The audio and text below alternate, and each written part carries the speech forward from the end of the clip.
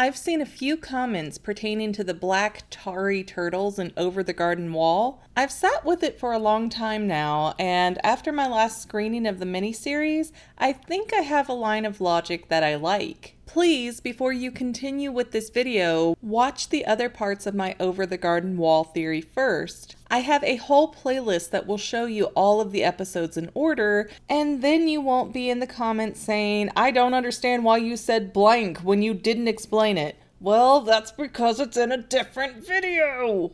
Now, I try to stay away from watching other people's theories if it's something I know I'm going to work on or might work on, but someone shared with me that there is a theory that the woodsman's daughter was the beast. She was just possessed by one of those black turtles. Okay, I see what they were going for there because the dog was transformed by one of the turtles, but I have some issues with that fully working out. To me, that theory would suggest that the turtles are what the beast really is, and the turtles would thereby just go out and create a new beast for every person that they took over. If that were the case, that would be how the beast would stay alive. The Edelwood trees wouldn't be very significant. I mean, if the turtles could create the beast, meaning the turtles were the true basic form of the beast, then the smartest plan of action would be to collect humans so the turtle could jump from body to body instead. Or since there are a ton of turtles in the series,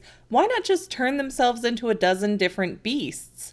All the extra effort of turning humans into Edelwood trees to use for oil just doesn't work in that scenario.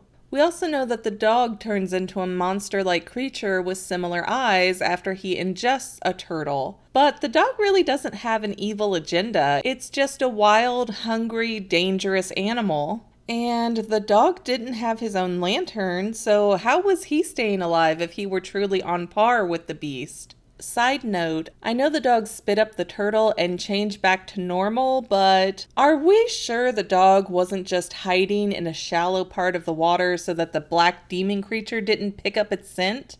I mean, look at the actual mill's setup.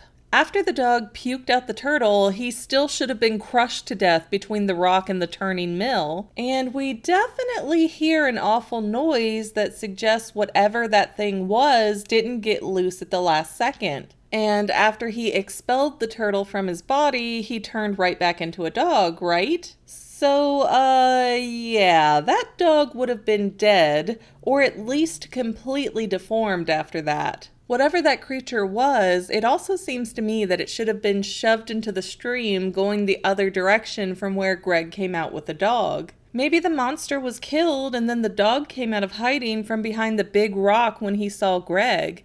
I doubt Greg was observant enough to pay attention, so he could have easily connected dots that weren't there. Aw, Greg would make a great theorist. It is the turtle Greg places a piece of candy on minutes before that animal appears, so something ate that turtle. I'm just not completely confident that it was the same dog we see at the end. Aside from the dog, even Auntie Whispers flat out eats the turtles, and other than having a really gross mouth, she doesn't seem to have the same side effects that the dog had, assuming that the other thing was the dog at all. If the turtles had the power to become the beast or other demons, then why aren't they more aggressive? Wirt and Greg sat in a basket full of them, and the turtles paid them no mind. See, the turtle makes the beast theory just creates more questions than answers for me personally, but A for effort in the creativity department. Alright, I'm going to take a crack at this myself, looking at as many different clues as I can find that pertain to the turtles. We see Auntie Whispers actually eats a turtle and spits out the shell in episode 7. Does that mean that the shell is the part that causes the demonic troubles? I wonder. Almost like eating the wrong part of a blowfish. In episode 3, I think it's the raccoon boy that picks up a turtle and tosses it into the lake. It's possible that that's the same turtle that the man-like fish pulls out of the lake at the end of episode 10, which would prove that the boys traveled in a circle like I show in another theory. Then, in episode 1, Greg also comes in contact with a turtle when he sticks that blue candy piece on its back. And as mentioned before, in episode 7, Greg and Wirt are surrounded by turtles and nothing happens. The turtles aren't actively bothering anyone. They're just very passive, like chickens, cows, or any other type of common livestock. And if we look at the turtles, their composition bears a striking resemblance to the oil from the edelwood trees. They appear to be made out of the same stuff. So where do they come from? Well, if we look at the edelwood trees, we can piece together that the trees are parasitic and they produce the oil out of negative emotions. We see the oil forming on Greg while he's slowly turning into a tree, but later there's no cut or damage to that area of his body, so we can confirm that the oil isn't made from any part of Greg. Instead, it comes about through the process of becoming a tree, so it's synthesized when detecting the chemicals involved with fear or despair or something like that. Some negative emotion that causes the tree to be attracted and sprout near you, or rather on top of you. Okay, so what does that have to do with the black turtles? Well, notice that we see mounds of them, several big baskets worth at Lorna's home. And what do we know about the inhabitants in that region? Well, Adelaide makes mention that she is a servant of the beast, and Auntie Whispers seems like she could be in the same boat. We also know that Lorna's possessed by a demon that consumes people if they are unfortunate enough to cross her path at the wrong time. She actually has a huge collection of bones to prove that this is quite a regular occurrence. I mean, geez, no wonder Adelaide has to go through so much trouble to get servants. Lorna probably ate all the locals. But if turning into an edelwood tree produces black oil, then who's to say that other deaths in the unknown wouldn't have similar effects? I mean, we know that Lorna eats her victims, but we don't know how she goes about this or how long it takes her.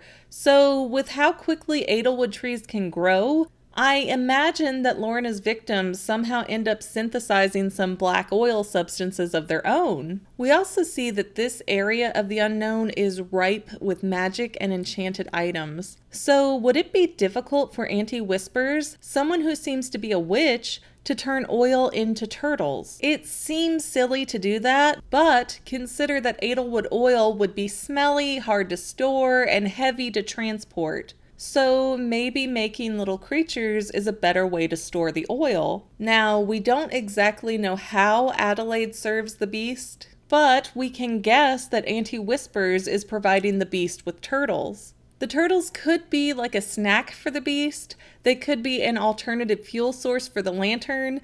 Just pop in a turtle and the lantern burns for hours. Or, since the turtles are already fallen souls, maybe the turtles are able to spread out, eventually collapse, and turn into edelwood trees as if they're seed bombs. And that's why they're wandering around all over the series. I'm not completely certain, but I feel like one of those three options is a better fit for the turtles. Thanks for watching, and I hope you enjoyed enough to like, subscribe, and share this video. I've also got a lot of other videos on my channel that you are fully encouraged to go check out. Plus, you can find me on Facebook at Say Halo Goodbye, which is my gamer tag, or Twitter at _Fanily.